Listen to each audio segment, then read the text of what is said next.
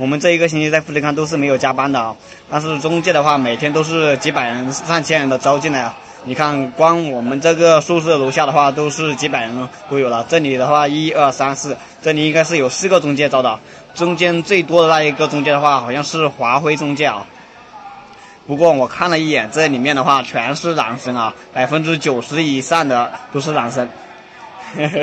所以说，在富士康想来找女朋友的话，还是劝你们死了这条心。但是你要是来富士康找男朋友的话，我可以推荐你们，因为在富士康的话什么都不多，就是男生特别多，因为你走到哪里看到的全部都是男生。富士康的男生比例太多了，所以说想来找女朋友不现实啊。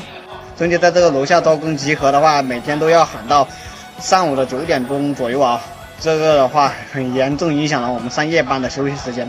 所以说我们都是要等他们这些中介的招的这些人走了之后，我们才会休息啊。一般这个时候都根本睡不着，声音太大了。你看我们这个在8楼，你看这声音都吵得很啊。这席子也是他们没丢的。没丢的。对。你什么东西都没带吗？什么东西都没带？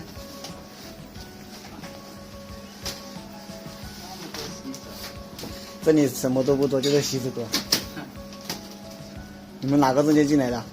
啊？哪个中介进来的？就是那个生肖。新校生是吧？新校生啊。对。你们26块钱1个小时。是啊。你们几号补差价？那是15号啊。那也可以啊，15号可以的。你的也是吗？我们比你们坑一点。比我们坑。对。你是几号？最坑的一天。贴这个？贴不贴无所谓，你贴下面那边。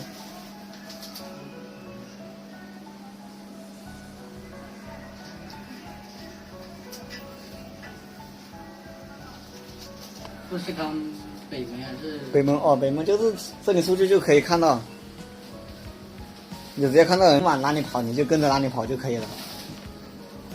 你们工期应该也是3个月是吧？是啊。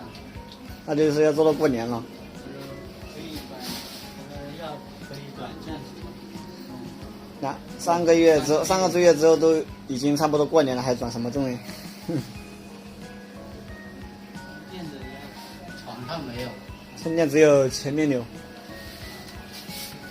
临时工都是住在外面的宿舍，只有正式工在里面住。等你哪天成为正式工的时候，说不定就会叫你搬进去了。你没带行李这些来的吗？带行李那就死了，这搞来搞去嘛。那意思就是还没确定要在这里做是吧？不是，我只是说回一下买回来。哦。从早上到现在饭都没吃，你这老是安排那么慢。差不多，反正。我就在那里等好久，妈的，在那个。这里正式工，如果是平常的话，没有G3的话，就到手应该4000多吧。4000多。对。像他们上个月就工资高一点，上个月因为有G3，他们是拿到了5000多，就发的话有6000多，但是他扣了嘛，这些生活费什么保险啊和社保就只有到手5000多。上个月人家就是工资高。